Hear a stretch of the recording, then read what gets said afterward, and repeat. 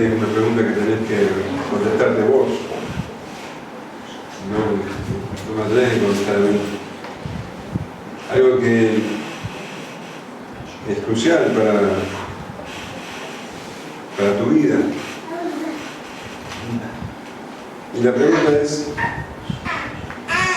¿cuál es tu esperanza? Hoy se habla de esperanza.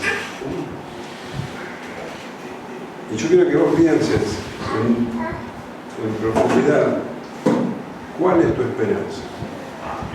Porque la palabra esperanza viene de la palabra esperar. ¿Qué es lo que vos esperás? Pregúntate, porque el diccionario define esperanza como un estado del ánimo en el cual se nos presenta como posible lo que deseamos.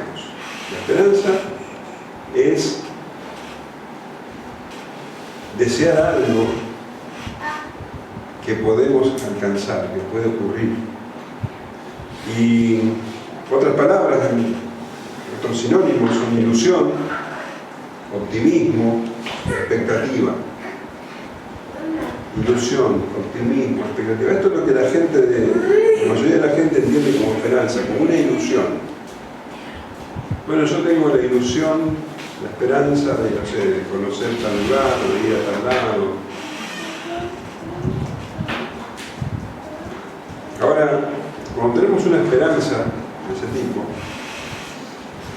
cuando esa esperanza se aplaza, tarda en cumplirse, provoca ansiedad, incluso puede llegar a producir desesperanza.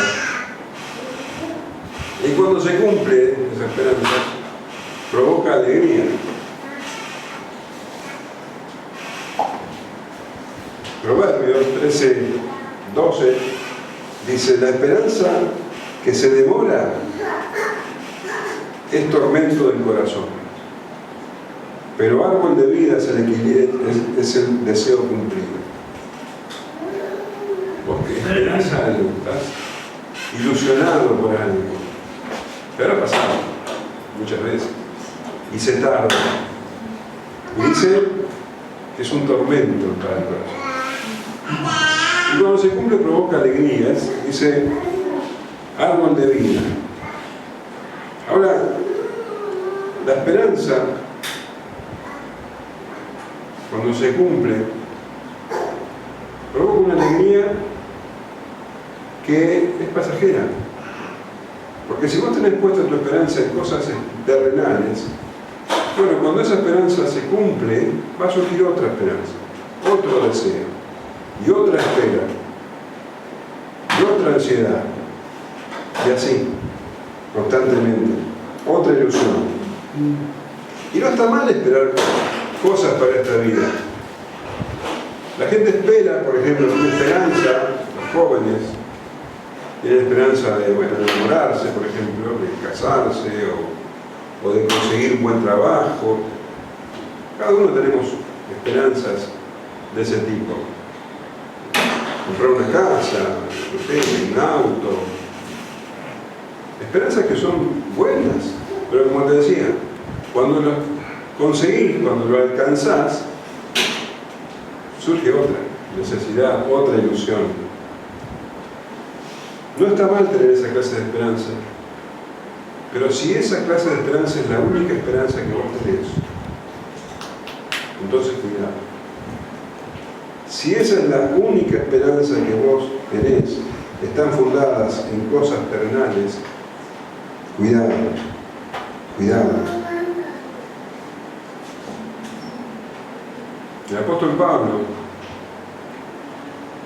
escribe a los Efesios y le dice que él ora para que ellos entiendan cuál es la esperanza que tienen los creyentes. Dice Efesios 1:18: pido que les inunde de luz el corazón para que puedan entender la esperanza segura que Él ha dado a los que llamó, es decir, su pueblo santo, quienes son su rica y gloriosa herencia. Lo que tienen los creyentes en Cristo es una esperanza, dice, segura, no una ilusión. una esperanza segura. En Romanos capítulo 5 habla de una esperanza que no avergüenza, una esperanza que no defrauda. La esperanza del cristiano es segura y es firme porque se fundamenta en el carácter de Dios. ¿Y cómo conocemos el carácter de Dios? A través de la Escritura. Conocemos a Dios, conocemos que Él es inmutable y que sus promesas se cumplen. Y cuando leemos y creemos,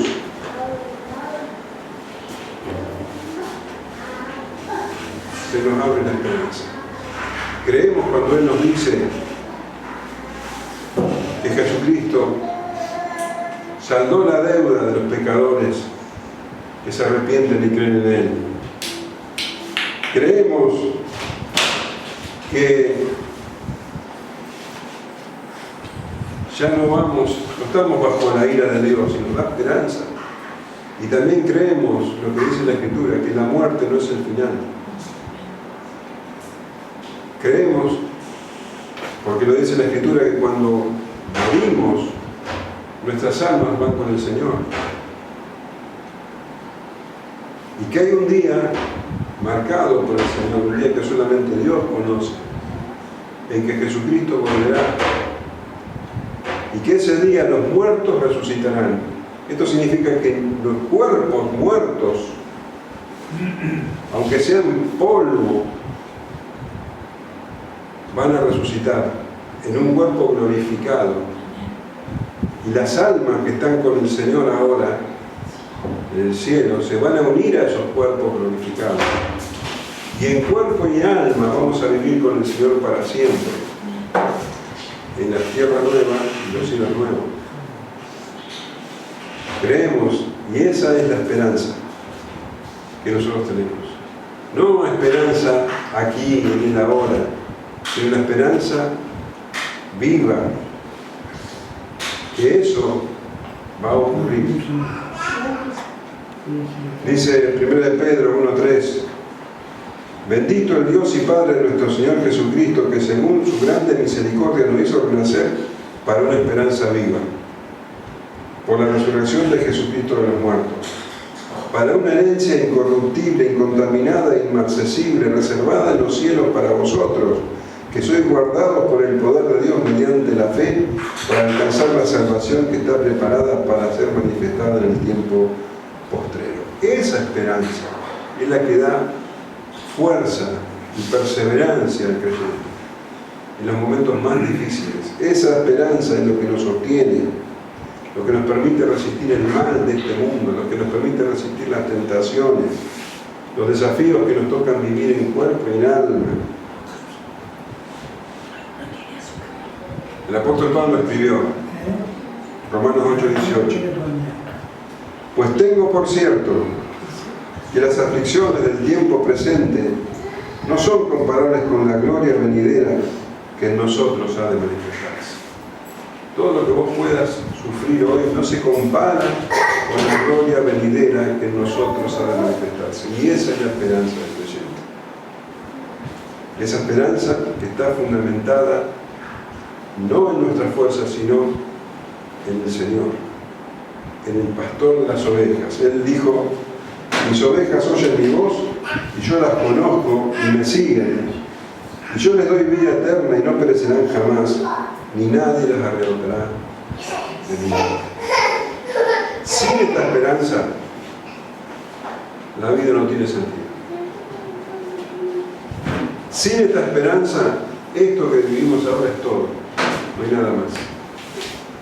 Las personas que no tienen esa esperanza sienten que la vida se les escurre como el agua entre los dedos. Entonces necesitan vivir rápido, necesitan comerse la vida y no pueden.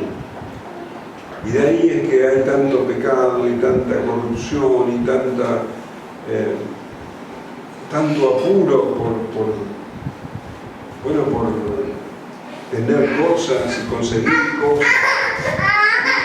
Porque, como dice el apóstol Pablo, en 1 Corintios 15:22, si los muertos no resucitan, comamos y bebamos porque mañana moriremos. Si no hay resurrección, si no tenemos esa esperanza futura, bueno, hagamos todo lo que podamos aquí, disfrutemos todo lo que podamos, aunque no importa a quién le hagamos daño, mañana moriremos. Para aquellos que rechazan la salvación en Cristo, no hay esperanza. Lo único que les espera es el infierno.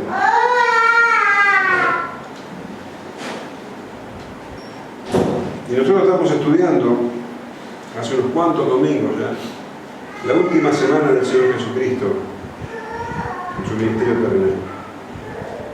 Hemos visto cómo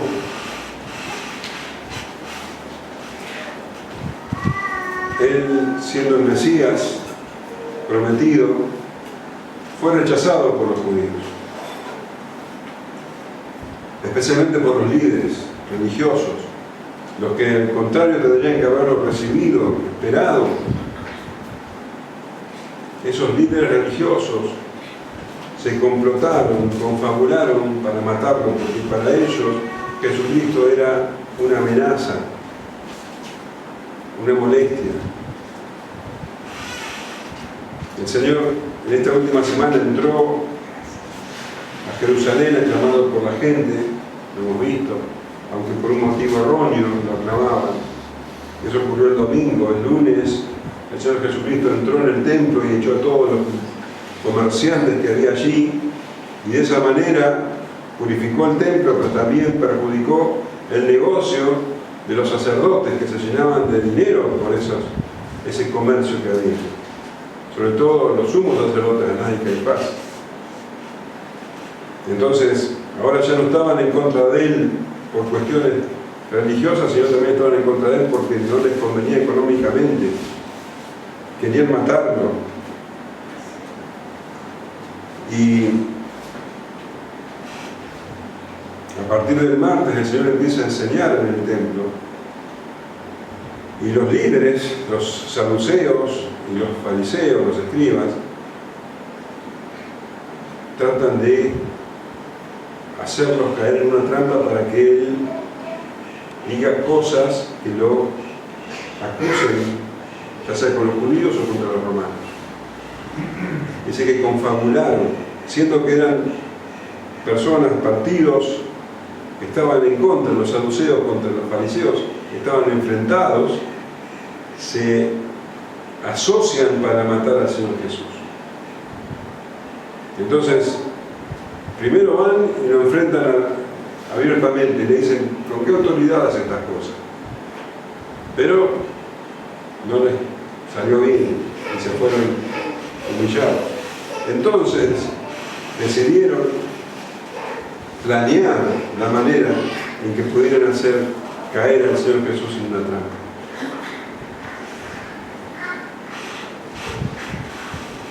Primero fueron los fariseos, lo veíamos el domingo pasado, que, bueno, fueron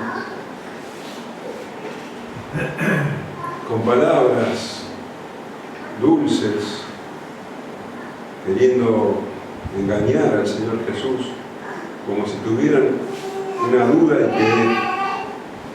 que el Señor Jesús le podría solucionar esa duda sobre el tributo, sobre la cuestión del tributo, si era lícito pagar tributo al César. Y fueron los fariseos con los herodianos como testigos, que eran discípulos de Herodes o partidarios de Herodes, para que el Señor Jesús dijera algo en contra del Imperio Romano, por ejemplo, que no había que pagar tributo, y de esa manera podían acusarlo delante de los romanos.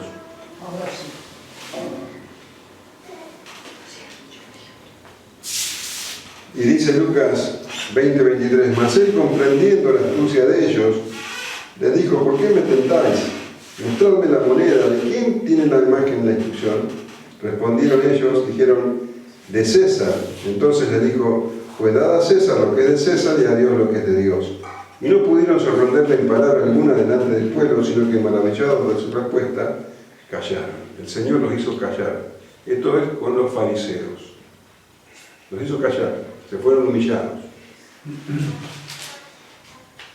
Y ante el fracaso de los fariseos, ahora los que iban a tratar de hacer tropezar al Señor Jesús con sus palabras eran los saduceos. Recuerden que eran dos partidos opuestos. Ahora era el turno de los saduceos. Ellos tenían ahora la misión imposible de engañar al Señor Jesús. Ellos obviamente no tenían entendimiento de quién era el que está delante. Pero el apóstol Pablo escribe a los Gálatas mucho tiempo después: no os engañéis, Dios no puede ser burlado, pues todo lo que el hombre sembrare, esto también segará. Estaba ahí el verbo humanado, el Hijo de Dios. Ellos querían burlarse de él, querían engañarlo. Imposible. El hecho es que estos saduceos ahora se presentan delante del Señor fingiendo respeto para hacer una pregunta que verdaderamente presenta una situación imposible.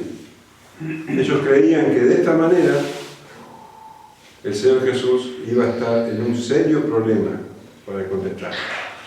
Vamos a leer Lucas 20, 27 al 40.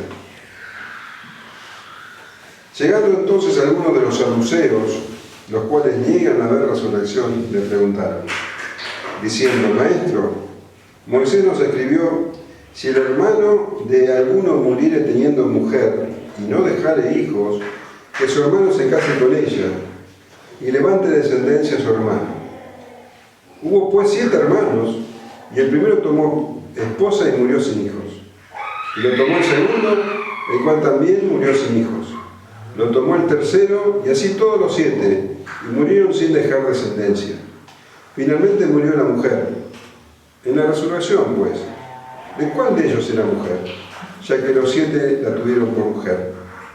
Entonces respondiendo Jesús les dijo: los hijos de este siglo se casan y se dan en casamiento, mas los que fueren tenidos por dignos de alcanzar aquel siglo y la resurrección de los muertos, ni se casan ni se dan en casamiento, porque no pueden ya más morir, pues son iguales a los ángeles, y son hijos de Dios al ser hijos de la resurrección. Pero en cuanto a que los muertos han de resucitar, aún Moisés lo enseñó en el pasaje de la zarza, cuando llama al Señor Dios de Abraham, Dios de Isaac y Dios de Jacob. Porque Dios no es Dios de muertos, sino de vivos, pues para Él todos viven. Respondiéndole algunos de los escribas, dijeron: Maestro, bien has dicho, y no osaron preguntarle nada más. Dice que llegaron los saduceos. Ahora, ¿quiénes son los saduceos? Bueno, tenemos que entender, como ya sabemos, que es un partido religioso, una secta religiosa, contraria a los fariseos. Los fariseos eran bastante numerosos, los saduceos eran menos, pero tenían más poder y eran más ricos. Los saduceos ocupaban, por lo general, cargos públicos importantes. Por ejemplo, eran los sumos sacerdotes, eran sacerdotes, personas muy importantes. Ellos decían que descendían del sacerdote Sadoc. Si vos lees la Primera de Reyes,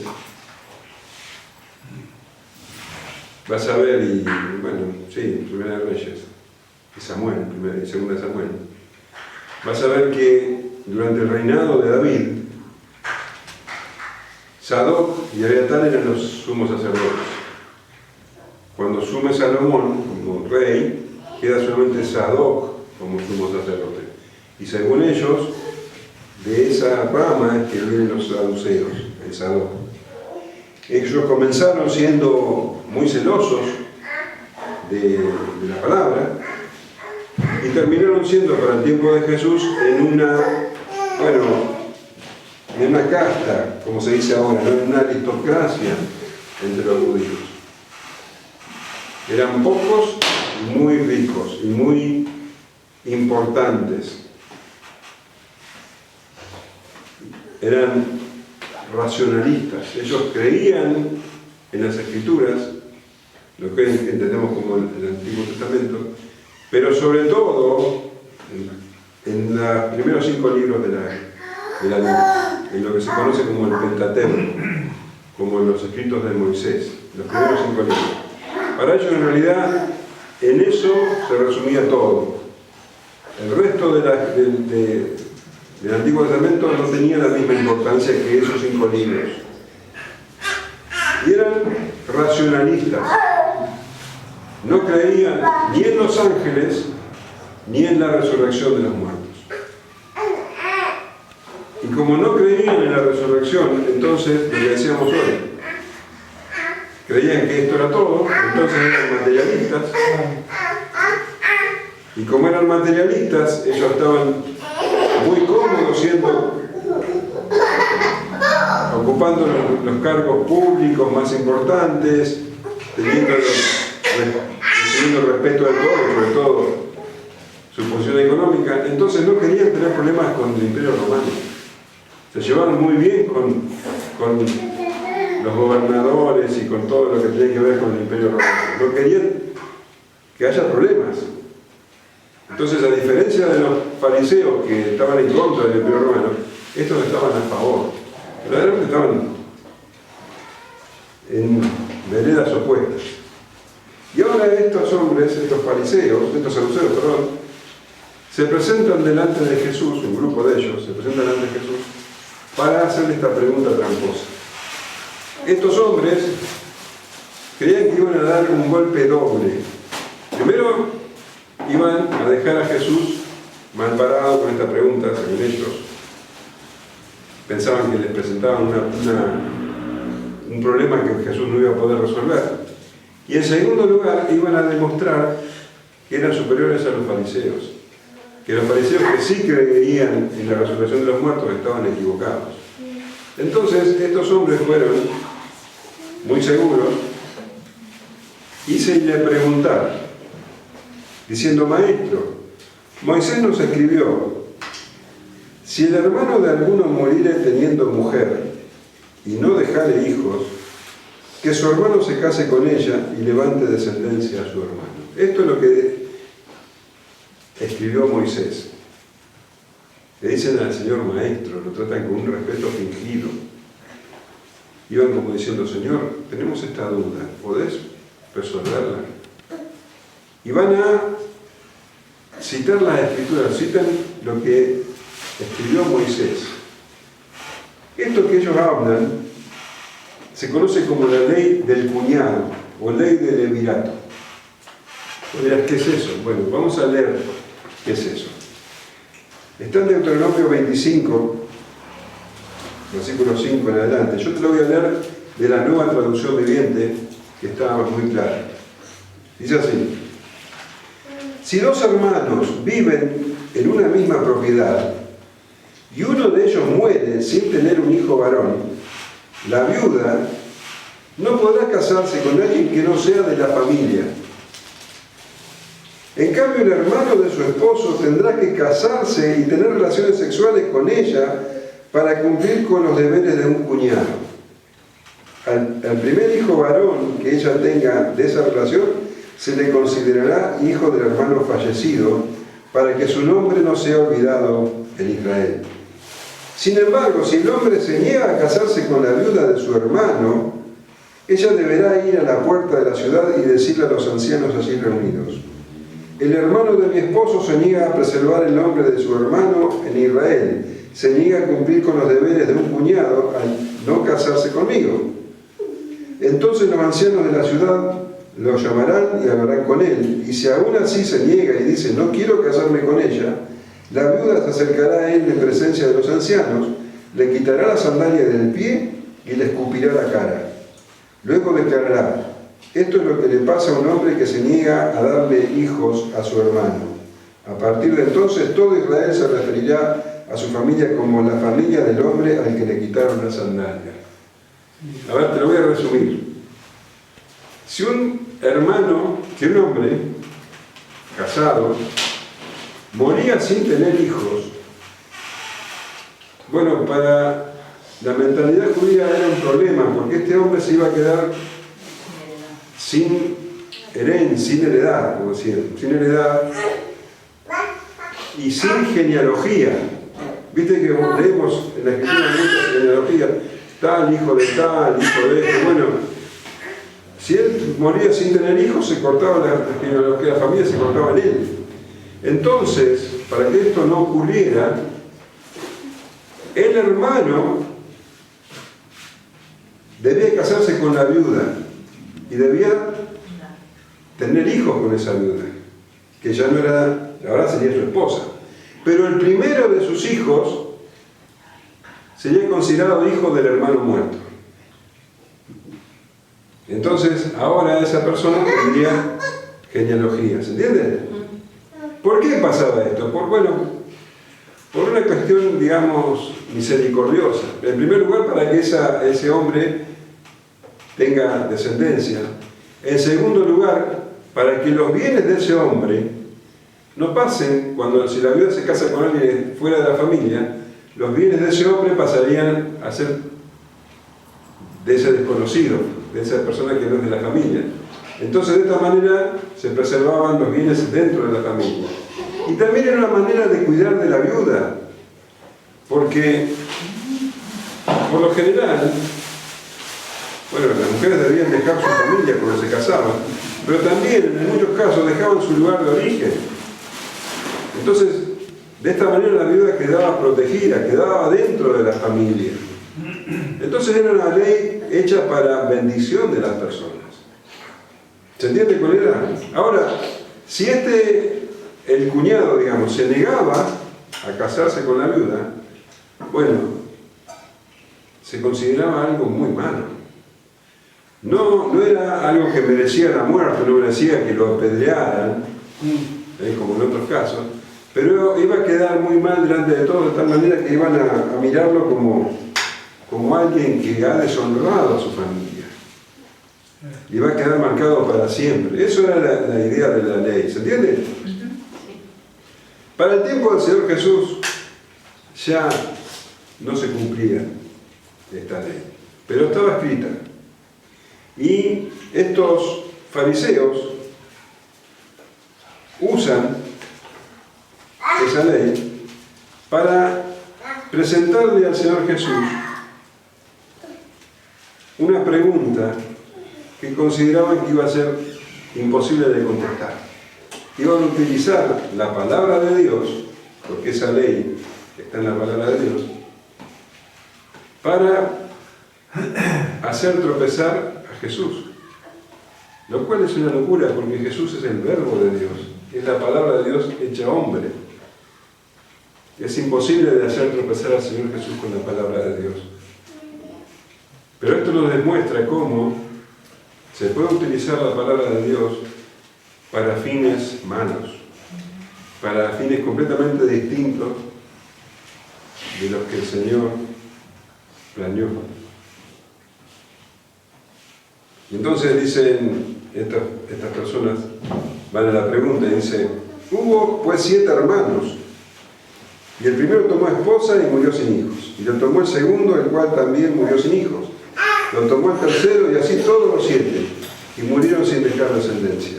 Finalmente murió también la mujer. En la resurrección, pues, ¿de cuál de ellos será mujer, ya que los 7 la tuvieron por mujer? O fíjate que ellos podrían haber hablado solamente de un hermano, o sea, muere uno y el hermano se casa con la esposa. Ya ahí estaría bien formulado el problema, pero ellos lo llevan al extremo. 7, para demostrar lo ridículo que según ellos es la idea de la resurrección. 7 hermanos, una situación imposible. Vos imaginate estos hermanos, van viendo como los que se casan con esta mujer van muriendo y ahora me toca a mí. ¿Quién es esta mujer? Matamaridos. Bueno, sin embargo, estos 7 hermanos que parece que cumplían con su obligación. Los 7 murieron sin hijos. ¿De quién? Cuando en la resurrección ellos preguntan, ¿de quién entonces iba a ser la mujer de quién? Porque los 7 tuvieron relaciones con ella. Y lo más sorprendente de esto para mí es la actitud del Señor. Que vienen estas personas queriendo burlarse de Él, usando la palabra de Dios. Él podría haberlos fulminado.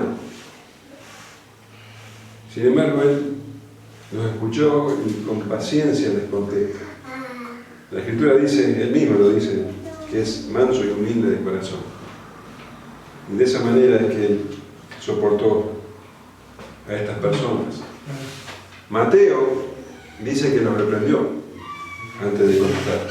Mateo 22-29 dice, entonces respondiendo Jesús les dijo, erráis ignorando las Escrituras y el poder de Dios. El Señor le dice, ustedes para plantearme esto se nota, es claro que ustedes no conocen primero las Escrituras, siendo que se jactaban de ser conocedores, ni tampoco conocían el poder de Dios, siendo que ellos decían servir a Dios. Es muy fuerte lo que el Señor le dice de esta manera. Y el error de ellos es que ellos asumían que, digamos, en la vida eterna iban a ocurrir lo mismo, que iban a vivir de la misma manera que acá en la tierra. Ellos pensaban que las cosas van a ser iguales. Entonces la mujer muere y se encuentra con los 7 maridos, ahí, vivos. Ahora, ¿con quién se queda? Ellos formulan esta pregunta como diciendo, ¿a vos te parece que Dios puede permitir semejante cosa? Pero ellos eran ignorantes de la Escritura y del poder de Dios. Entonces, respondiendo Jesús les dijo, los hijos de este siglo se casan y se dan en casamiento. Esto ocurre aquí. Las personas ahora en este mundo, en esta época, se casan y se dan en casamiento. Mas los que fueren tenidos por dignos de alcanzar aquel siglo y la resurrección entre los muertos, ni se casan ni se dan en casamiento, porque no pueden ya más morir, pues son iguales a los ángeles y son hijos de Dios al ser hijos de la resurrección. Eso ocurre aquí. Las personas se casan porque es una manera, es necesario, porque así de esa manera la especie humana se preserva, se reproduce. Pero Él no va a hacer lo mismo en la vida eterna. En la vida eterna, dice, las personas ya no mueren, los que ya son tomados como dignos de la resurrección, ni se casan ni se dan en casamiento por la obvia razón de que no mueren. No va a haber que reproducirse, como ahora sí es necesario. En la vida eterna no va a haber que reproducirse. Dice, pues son iguales a los ángeles. Cuidado, no está diciendo que vamos a ser ángeles, como muchos piensan. Muchos piensan que los que se mueren ahora son ángeles. No, eso es en las historietas, eso es en las películas. Que los que se mueren después les salen alitas, no es así. Dice que vamos a ser como ángeles, ¿sabes por qué? Porque los ángeles no se casan. Los ángeles no se reproducen. Cuando Dios creó a los ángeles, los creó a todos juntos de una sola vez. El número de ángeles es el mismo hoy que cuando el Señor los creó. Hay ángeles que han caído y se transformaron en demonios, y hay ángeles que son santos, pero el número de ángeles es el mismo. Y así va a ser con nosotros. Los que alcancen la vida eterna es un número que no va a crecer ni decrecer. Es el número que estableció el Señor.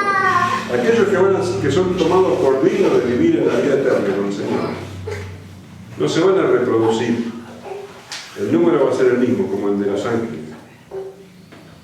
Porque no pueden ya morir, pues son iguales a los ángeles y son hijos de Dios al ser hijos de la resurrección. El Señor les dice a los fariseos: a los que fueren tenidos por dignos de alcanzar aquel siglo y la resurrección de entre los muertos. Le está diciendo a los saduceos que no creían en la resurrección, a los saduceos que creían que esto era todo. Le está diciendo: esto es solamente para aquellos que son dignos. Y son dignos solamente aquellos que se arrepienten de sus pecados y creen en el Señor Jesucristo. Los saduceos no estaban siendo dignos de eso. No tenían ninguna intención de buscar la vida eterna. La única manera de alcanzar la vida eterna es por medio de Jesús. Y ellos ahora lo único que querían era matar a Jesús, al Hijo de Dios. Y el Señor dice: no se van a casar ni se van a dar en casamiento. Las relaciones familiares van a ser completamente distintas allá. No van a existir las relaciones familiares. No va a existir el lazo esposo o esposa, ni el lazo hijo, madre o hijo, padre, ni abuelo, nieto, ni yerno, suegro. No va a existir. ¿Qué te parece? Te puede resultar un poco incómoda la idea de que ya la relación entre esposos no existe allí.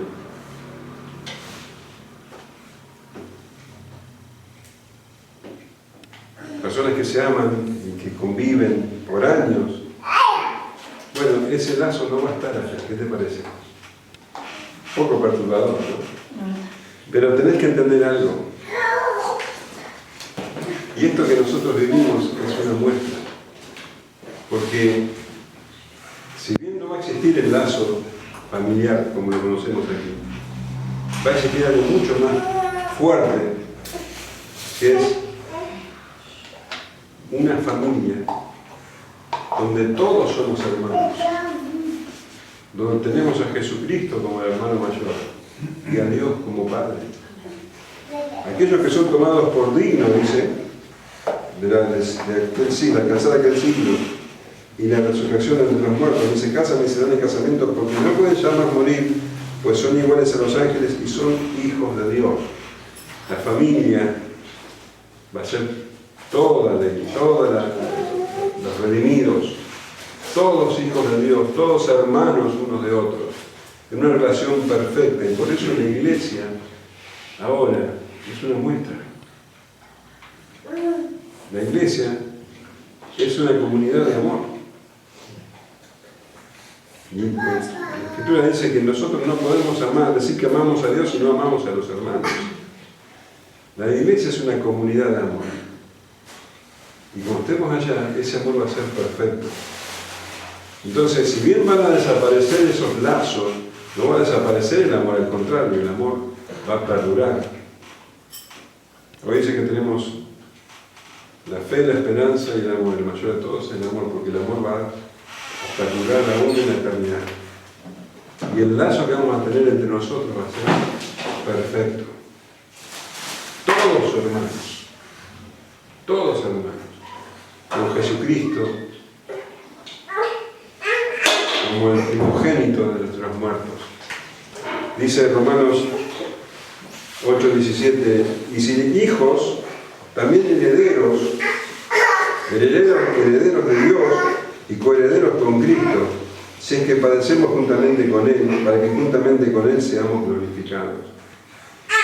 Y Romanos 8:29 dice, porque a los que antes conoció también los predestinó, para que fuesen hechos conforme a la imagen de su Hijo, para que Él sea el primogénito entre muchos hermanos.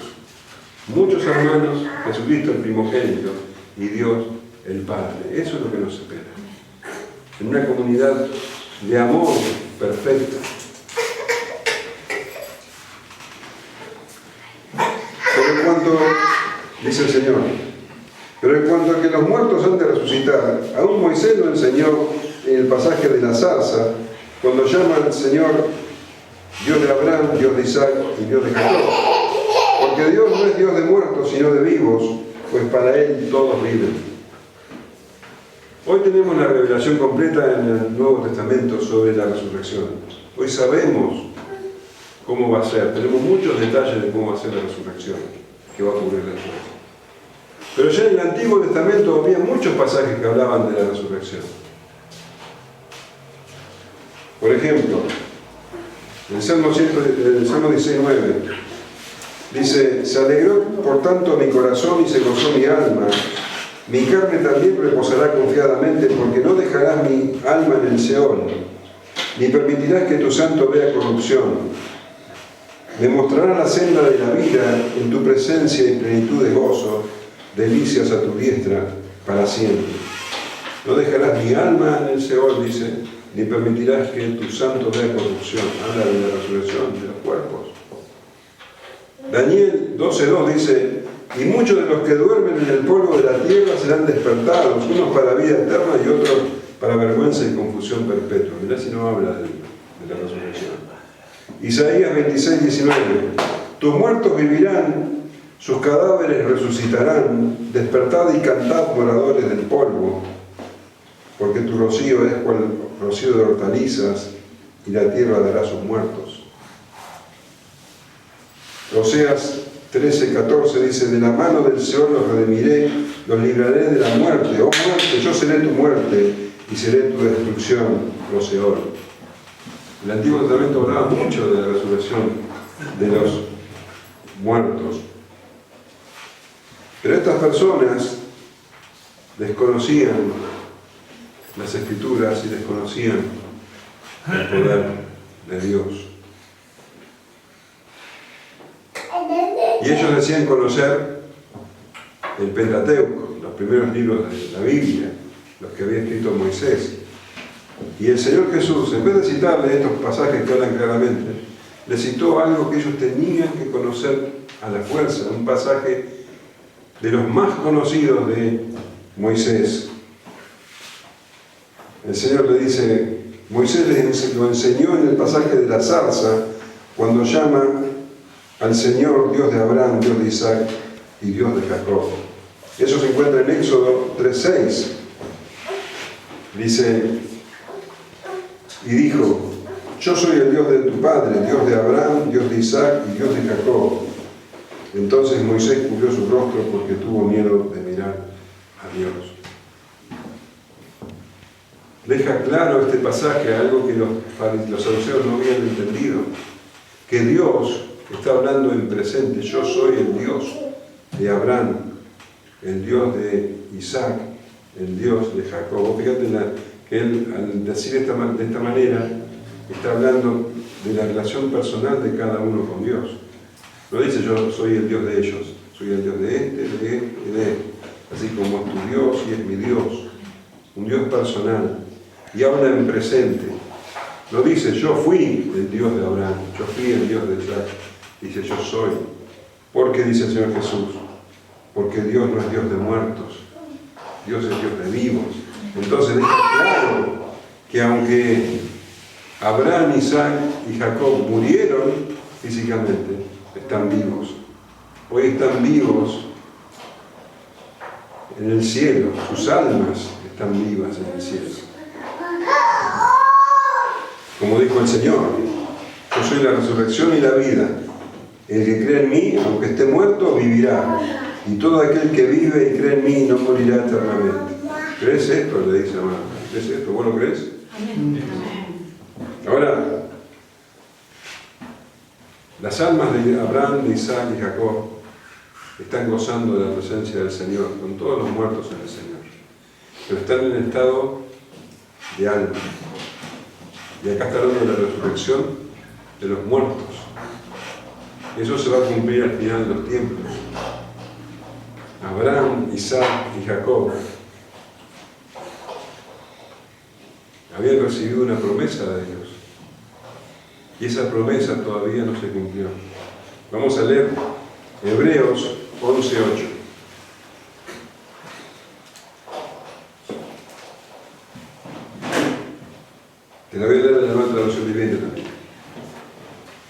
Fue por la fe que Abraham obedeció cuando Dios lo llamó para que dejara su tierra y fuera a otra que él le daría por herencia.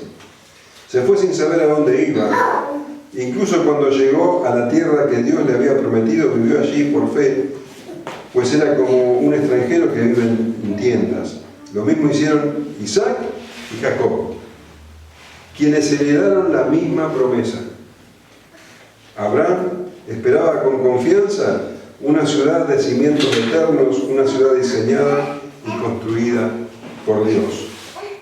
Fue por la fe que hasta Sara pudo tener un hijo a pesar de ser estéril y demasiado anciana. Ella creyó que Dios cumpliría su promesa, así que una nación entera provino de este solo hombre, quien estaba casi muerto en cuanto a tener hijos, una nación con tantos habitantes que como las estrellas de los cielos y las arenas de la orilla del mar es imposible de contar.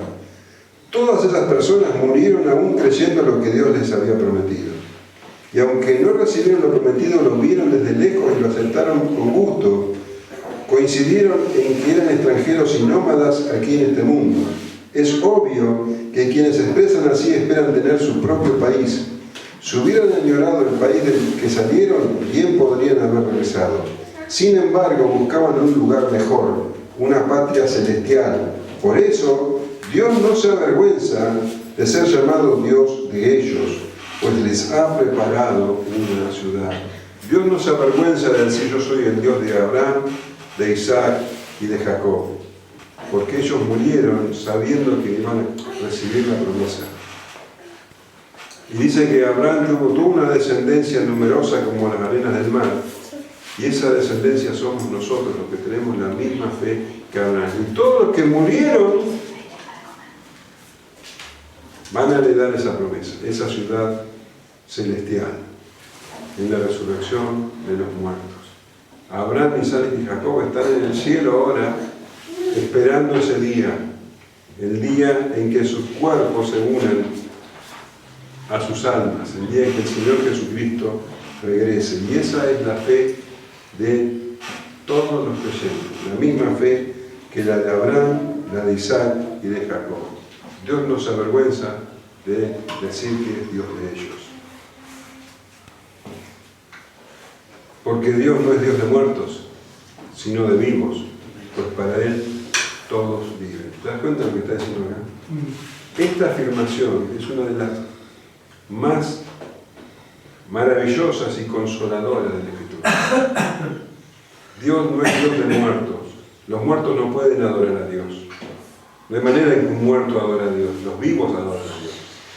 Él vino a dar vida y vida en abundancia. Dios no es Dios de muertos. Dios es Dios de vivos. Tenés que saber que aquellos que partieron antes que nosotros en el Señor, ahora están allí, adorando al Señor. Aunque puedan parecernos vivos, dice, todos viven muertos, todos viven para Dios. Todos viven para Dios. La relación que comenzó el día que creyeron, la relación que comenzó con vos el día que creíste, no va a ser quebrantada, ni aún por la muerte. Filipenses 1:6 dice, estando persuadido de esto, que el que comenzó en vosotros la buena obra, la perfeccionará hasta el día de Cristo. No dice la perfeccionará hasta la muerte, o se acabará en la muerte, no. La seguirá perfeccionando hasta el día que Él regrese. Y nuestros cuerpos, aunque sean polvo, se unirán a nuestra alma y viviremos eternamente con el Señor. Romanos 8:38 dice, por lo cual estoy seguro de que ni la muerte, ni la vida, ni ángeles, ni principados, ni potestades, ni lo presente, ni lo porvenir, ni lo alto, ni lo profundo, ni ninguna otra cosa creada nos podrá separar del amor de Dios que es en Cristo Jesús, Señor nuestro. Nada, ni aún la muerte. Nada. Dios es Dios de vivo. Y después de esta afirmación, los saduceos quedaron en silencio. Dice, respondiéndole a algunos de los escribas, dijeron, maestro, bien has dicho, y no usaron preguntarle más. Porque fíjate, los escribas son los fariseos, del partido contrario. que también odiaban a Jesús, pero quedaron tan contentos de que Jesús los dejara mal parados a los saduceos, que vinieron y los felicitaron. Le dijeron: maestro, bien has dicho. Lo querían matar. De hecho, 2 días después lo iban a matar, pero quedaron felices de que los saduceos quedaron mal parados por los dichos del Señor Jesús. Ahora,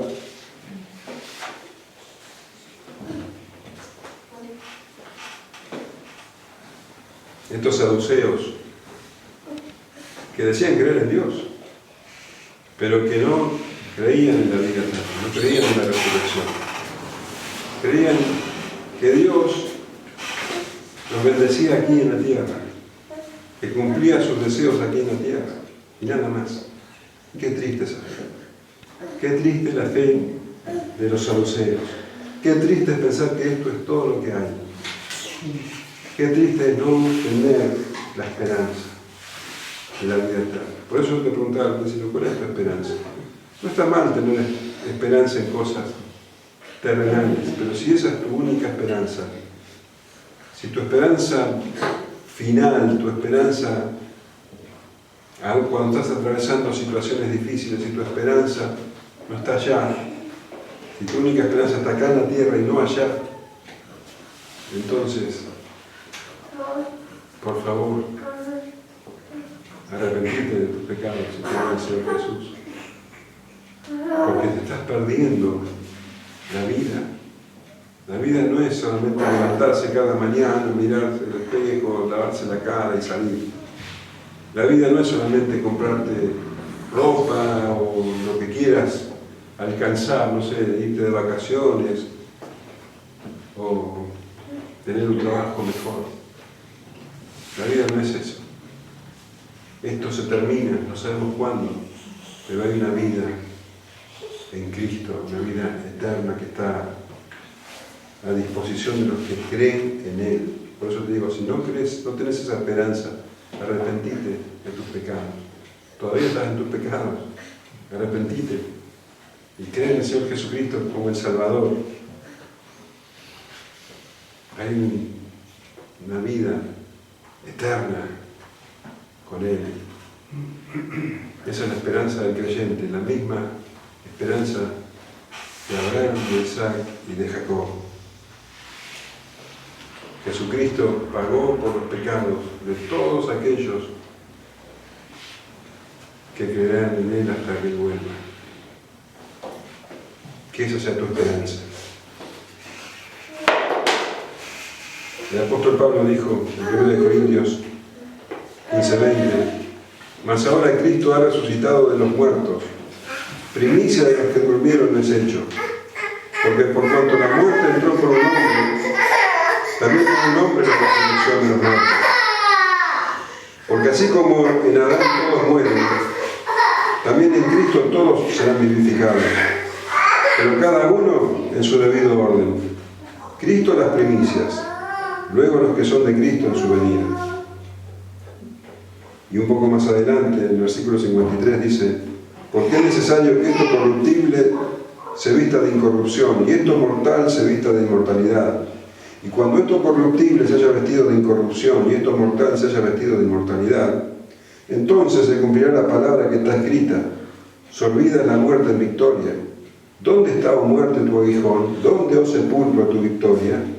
Ya que el aguijón de la muerte es el pecado y el poder del pecado de la ley. Mas gracias sean dadas a Dios, que nos da la victoria por medio de nuestro Señor Jesucristo. Amén. Amén. Amén. Que tu esperanza sea la misma que la de Abraham, la de Isaac y Jacob. Que tu esperanza no esté aquí, que tu esperanza esté allí en nuestra vida.